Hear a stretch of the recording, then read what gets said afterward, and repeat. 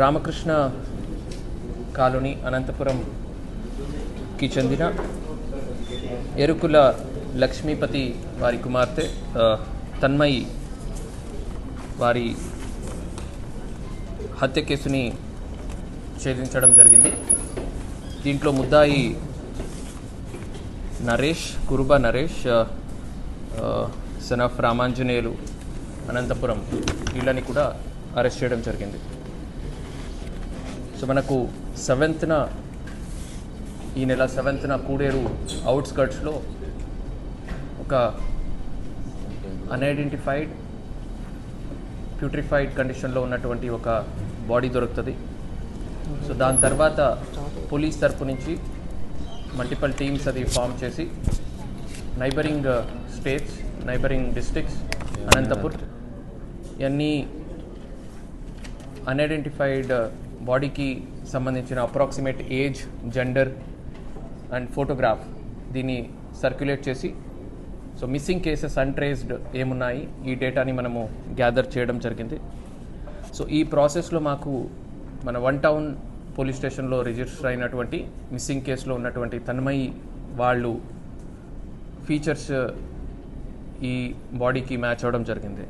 So దీంట్లో ఫర్దర్గా మనం పోస్ట్ మార్టం చేసినప్పుడు ఈమె హెడ్ ఇంజరీ వల్ల చనిపోయారనేది మనకు పోస్ట్ మార్టంలో తేలుతుంది. సో సబ్సిక్వెంట్గా ఆ కేసుని మనము మర్డర్ కింద ఆల్టర్ చేయడం జరుగుతుంది. సో ఈ కేసులో నరేష్ అనే వ్యక్తి సస్పెక్ట్ కింద మాకు ఉన్నప్పుడు సో మల్టిపల్ టీమ్స్ అది ఫామ్ చేసి నరేష్ని మనము అప్రెంట్ చేయడం జరుగుతుంది. సో నరేష్ని ఇంట్రాగేట్ చేసినప్పుడు తెలియని అంశాలు ఏంటంటే, ఒకటి, నరేష్కి ఈ అమ్మాయికి గత 3 నెలల నుంచి పరిచయం ఉన్నప్పటికీ లాస్ట్ 1 month నుంచి అది ప్రేమగా మారింది. అండ్ లాస్ట్ 1 month నుంచి కూడా ఆమె ఈ అబ్బాయిని పెళ్లి చేసుకుందాము అని ఇద్దరు కూడా కాన్వర్సేషన్ కూడా చేసుకుంటారు.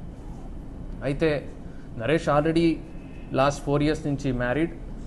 సో నరేష్ ఆల్రెడీ మ్యారీడ్ ఉన్నాడు కాబట్టి నాకు ఇంకొక పెళ్ళి అయితే ఇద్దరితో నేను ఉండలేను, ఇంకొక పెళ్ళి నేను చేసుకోలేను అని ఆమెతో చాలాసార్లు కన్విన్స్ చేయడానికి గొడవ పడ్డము ఇవన్నీ కూడా జరుగుతాయి.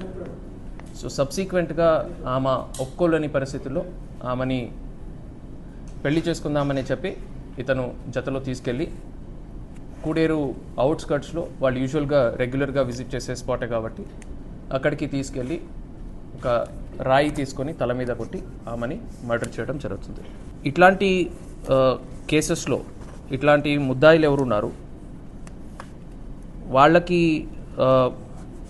పోలీస్ తరపు నుంచి మనము strict action as per law మనము తీసుకోబోతాం. యాజ్ పార్ట్ ఆఫ్ ఇట్ ఇట్లాంటి sensitive cases against women and children ఏముంటాయి అవన్నీ కూడా మనము జ్యుడిషియరీ వాళ్ళతో రిక్వెస్ట్ చేస్తూ ఫాస్ట్ ట్రాక్ కేసెస్ కింద ఇవి ట్రీట్ చేయమని అండ్ రెగ్యులర్గా ఈ ట్రయల్ ప్రాసెస్ని కూడా మేము మానిటర్ చేసుకొని దాంట్లో విట్నెస్ అపియరెన్సెస్ ఉండొచ్చు, కన్సర్న్ ఐఓ అపియరెన్స్ ఉండొచ్చు, ఇలాగా తొందరగా దగ్గరలో డేట్ తీసుకొని అయినంత తొందరగా మనము కన్విక్షన్ తీసుకురావడానికి ప్రయత్నిస్తున్నాం. సో ఇదే ప్రాసెస్లో మా జిల్లాలో లాస్ట్ 1 monthలో లాస్ట్ 1 yearలో దాదాపు 18 కేసెస్లో మనకు ఫాస్ట్ కేసెస్లో లాస్ట్ 1 yearలో కన్విక్షన్ కూడా వచ్చింది against women and children involve అయినటువంటి కేసెస్లో. అక్రాస్ ద స్టేట్ ఆల్మోస్ట్ 198 కేసెస్లో కూడా లాస్ట్ 1 yearలో కన్విక్షన్ కూడా రావడం జరిగింది. ఇది మాత్రమే కాకుండా ఇట్లాంటి కేసెస్లో ఇన్వాల్వ్ అయిన వాళ్ళ మీద మనము గవర్నమెంట్కి రిక్వెస్ట్ చేస్తూ వాళ్ళకి ఎలిజిబుల్ ఉన్నటువంటి అన్ని గవర్నమెంట్ స్కీమ్స్ని ఆపమని కూడా మేము రిక్వెస్ట్ చేయబోతున్నాము. ఇది మాత్రమే కాకుండా వాళ్ళ ప్రాపర్టీస్ ఏమున్నాయి దాని అటాచ్మెంట్కి కూడా మనము రిక్వెస్ట్ చేయబోతున్నాం. ప్రాపర్టీ అటాచ్మెంట్ ప్రాసెస్ కూడా మనం ఇనిషియేట్ చేయబోతున్నాం. సో ఇట్లాంటి అఫెన్సెస్ ఫ్యూచర్లో జరగకుండా సో పోలీస్ తరపు నుంచి అండ్ శక్తి టీమ్స్ తరపు నుంచి కూడా రెగ్యులర్ ప్యాట్రోలింగ్, ఎస్పెషల్లీ అవుట్స్కర్ట్స్ ఏరియాస్లో, లోన్లీ ప్లేసెస్లో ప్యాట్రోలింగ్ చేయడం ఉండొచ్చు. అట్లాగే ఎడ్యుకేషనల్ అండ్ ఇన్స్టిట్యూషన్స్లో అండ్ ఈ ఉమెన్ వర్కింగ్ ప్లేసెస్ ఎక్కడ ఉన్నాయి అక్కడ వాళ్ళ రైట్స్ సంబంధించి and women sexual offences act లేదా వాళ్ళ వర్క్ ప్లేస్ సంబంధించిన యాక్ట్ సంబంధించి వాళ్ళకి ఏం రైట్స్ ఉన్నాయి. సో దానికి సంబంధించి కూడా మేము అవగాహన కల్పించడం జరుగుతుంది. ఇలాగే పోక్సో కేసెస్లో కూడా పోక్సో కేసెస్ సంబంధించింది కూడా మనము ఏ పోలీస్ స్టేషన్ పరిధిలో ఎక్కువ పోక్సో కేసెస్ జరుగుతున్నాయి అవన్నీ కూడా షార్ట్ లిస్ట్ చేసి మ్యాక్సిమం టాప్ 10 ఉన్న పోలీస్ స్టేషన్స్ పరిధిలో ఉన్నటువంటి ఎడ్యుకేషనల్ ఇన్స్టిట్యూషన్స్లో టార్గెట్ కింద పెట్టుకొని అక్కడ మనము అవేర్నెస్ ప్రోగ్రామ్స్ కూడా కల్పించడం జరుగుతుంది. ఈ క్రైమ్ అగైన్స్ట్ ఉమెన్ సంబంధించి హాట్స్పాట్స్ని కూడా మనం మ్యాప్ చేసి ఈ ప్యాట్రోలింగ్ టైంలో ఆ ఏరియాస్ని కవర్ చేయడం జరుగుతుంది. ఈ శక్తి టీమ్స్తో పాటుగా శక్తి యాప్ కూడా ఉంది, అవైలబుల్ ఉంది. So it's an SOS app.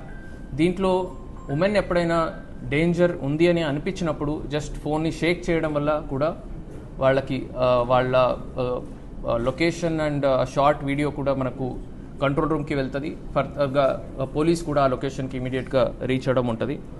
అది కాకుండా రిపోర్టింగ్, ఇట్లాంటి రిపోర్టింగ్ మాత్రమే కాకుండా ఎనీ ఇల్లీగల్ యాక్టివిటీ, ఎక్కడైనా న్యూసెన్స్ ఉంది, ఓపెన్ డ్రింకింగ్ ఉంది, లేదా ఉమెన్కి టీస్ చేస్తున్నారు, అట్లాంటిది కూడా మనము శక్తి యాప్ ద్వారా రిపోర్ట్ చేయొచ్చు. ఇది మాత్రమే కాకుండా వాట్సాప్ నెంబర్ కూడా ఒకటి శక్తి టీం తరపు నుంచి ఉంది.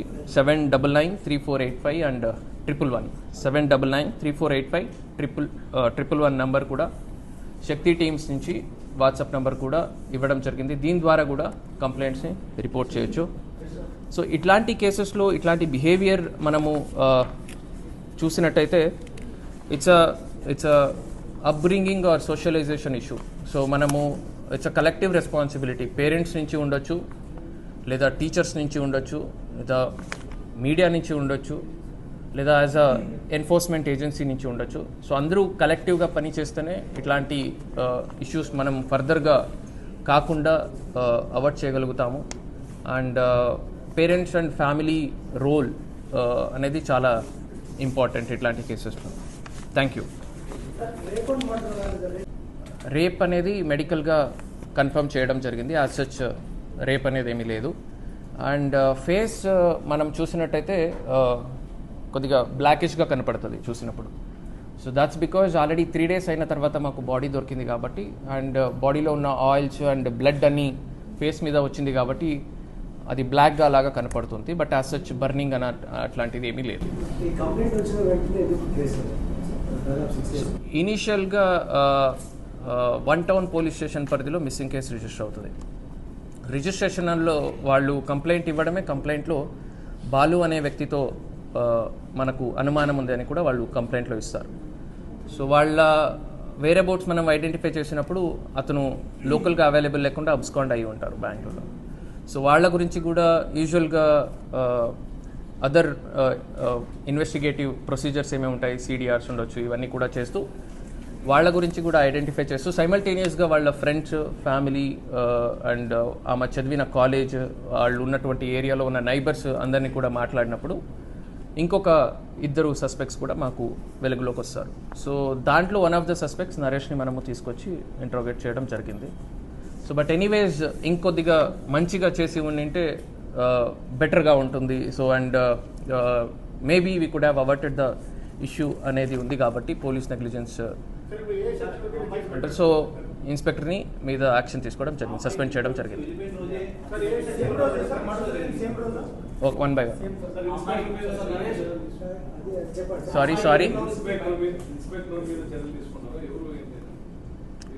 1 town ఇన్స్పెక్టర్ మీద చర్యలు తీసుకోవడం జరిగింది, సస్పెండ్ చేయడం జరిగింది.